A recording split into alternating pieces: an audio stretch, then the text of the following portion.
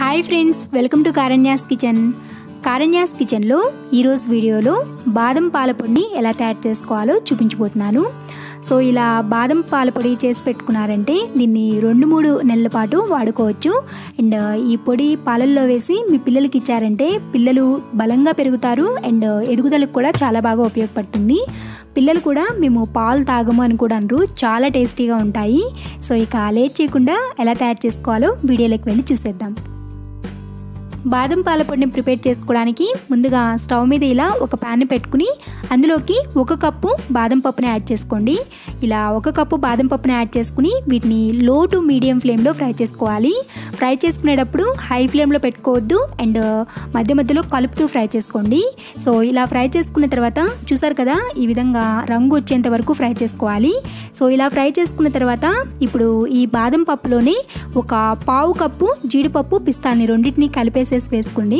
1/4 cup వరకు తీసుకుని fry చేసుకోండి. ఒకవేళ మీరు జీడిపప్పు పిస్తా వద్దు అని అనుకుంటే దీన్ని స్కిప్ చేసేయచ్చు, ఇది పూర్తిగా ఆప్షనల్.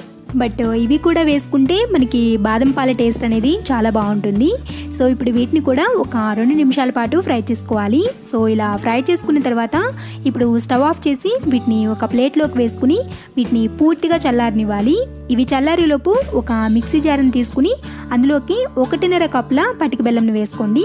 ఇక్కడ నేను పిల్లల కోసం చేస్తున్నాను కాబట్టి పటిక బెల్లం తీసుకున్నాను, అంటే జలుబు చేయకోకుండా ఉంటుంది. ఇలా పటిక బెల్లం వేసి మీరు ఏదైనా స్వీట్ చేయాలనుకున్నా కూడా పిల్లలకి ఇలా పటిక బెల్లం వేస్ట్ చేశారంటే పిల్లలకి జలుబు చేయకుండా ఉంటుంది. లేదు మీరు పటిక బెల్లం వద్దు అని అనుకుంటే 1.5 కప్పుల పంచదారని తీసుకోండి. పటిక బెల్లం అనేది ఇలా గెడ్డలాగా పెద్దగా ఉంటుంది. సో దాన్ని అలాగే డైరెక్ట్గా మిక్సీలో వేశారంటే మిక్సీ పాడైపోతుంది. అందుకని దాన్ని ఇలా లైట్గా దంచి చిన్న ముక్కలుగా కొట్టుకోండి. సో ఇలా 1.5 కప్పుల పటిక బెల్లాన్ని వేసుకున్న తర్వాత ఇందులోనే 1 టీ స్పూన్ అంతా పసుపును కూడా వేసుకోండి. పసుపు వేసుకోవడం వల్ల బాదం పాలు కలర్ అనేది చేంజ్ అవుతుంది అండ్ పసుపు హెల్త్కి కూడా చాలా మంచిది. సో ఇలా పసుపు వేసుకున్న తర్వాత ఇందులోనే 1 టీ స్పూన్ యాలకుల పొడిని కూడా వేసుకోండి. ఒకవేళ మీ దగ్గర యాలకుల పొడి లేకపోతే ఒక 4-5 యాలకుల్ని ఇందులోనే యాడ్ చేసుకోండి, సరిపోతుంది. సో ఇలా వేసుకున్న తర్వాత దీన్ని ఎక్కడా కూడా బరక అనేది లేకుండా మెత్తగా పౌడర్ లాగా చేసుకోవాలి. ఇలా మెత్తగా చేసుకున్న తర్వాత ఇక్కడ పౌడర్ అనేది జార నిండా ఉంది కదా, ఇందులోనే బాదం పప్పు వేస్తే మిక్సీ అనేది తిరగదు. అందుకని కొద్దిగా పౌడర్ని ఇలా గిన్నెలోకి వేసుకోండి.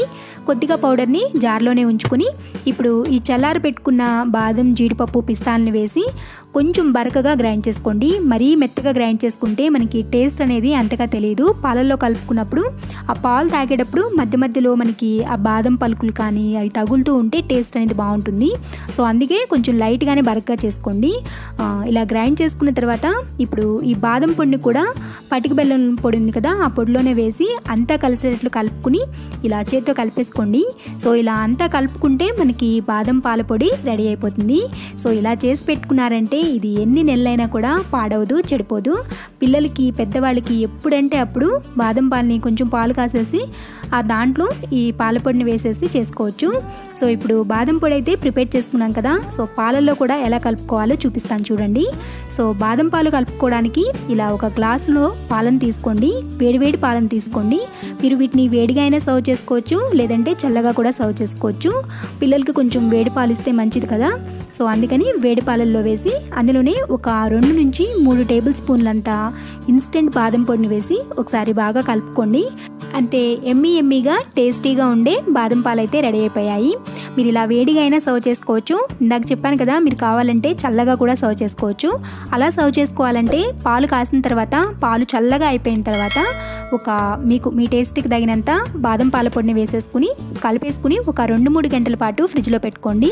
ఫ్రిడ్జ్లో పెట్టుకుని 2-3 గంటల తర్వాత సర్వ్ చేసుకుని ఎంజాయ్ చేసేయచ్చు. సో దీన్ని లైట్గా గార్నిష్ చేస్తున్నాను, చూడడానికి కూడా బాగుంటుంది కదా. సో గార్నిష్ చేయడానికి ఇలా బాదం పీసెస్ని కానీ లేదనంటే పిస్తా పీసెస్ ఏదైనా కానీ మీ దగ్గర ఏ డ్రై ఫ్రూట్స్ ఉంటే వాటితో గార్నిష్ చేసుకోవచ్చు. సో వాటిని అలా జస్ట్ స్ప్రింకిల్ చేసేసుకుని తర్వాత మీ దగ్గర కుంకుమ పువ్వు ఉంటే ఒక 2-3 అట్లా వేసుకోండి. చూడడానికి బాగుంటుంది, టేస్ట్ కూడా బాగుంటుంది, పిల్లలకు కూడా మంచిదే కదా. సో ప్రెగ్నెంట్ లేడీస్కి కానీ ఎవరికైనా కూడా ఇలా బాదం పాలని ఇంట్లోనే చేసి ఇవ్వండి, చాలా హెల్తీగా ఉంటారు. మీరు ఈ కుంకుమ పువ్వుని కావాలంటే మనం పొడి చేసుకునేటప్పుడు మిక్సీలో కూడా వేసేసి పొడి చేసుకోవచ్చు. సో మీ ఇష్టం, మీకు నచ్చినట్లుగా యాడ్ చేసుకోండి. సో సో చూసారు కదా ఫ్రెండ్స్, బాదం పాల పొడిని ఎలా తయారు చేసుకోవాలో. ఇలా ప్రిపేర్ చేసుకుని పెట్టుకున్నారంటే ఎప్పుడంటే అప్పుడు బాదం పాలని ఎంజాయ్ చేసేయచ్చు. సో ఈ పొడిని మీరు ఏదైనా గాజు సీసాలో కానీ లేదంటే ఎయిర్ టైట్గా ఉండే డబ్బాలో కానీ స్టోర్ చేసి పెట్టుకోండి. ఎన్ని రోజులైనా కూడా చెడిపోదు. సో చాలా టేస్టీగా ఉంటాయి బాదం పాలు. సో ఐ హోప్ మీకు ఈ వీడియో నచ్చిందని అనుకుంటున్నాను. వీడియో కానీ నచ్చినట్లయితే వీడియోని లైక్ చేయండి. ఈ వీడియోని మీ ఫ్రెండ్స్కి, రిలేటివ్స్కి షేర్ చేయండి.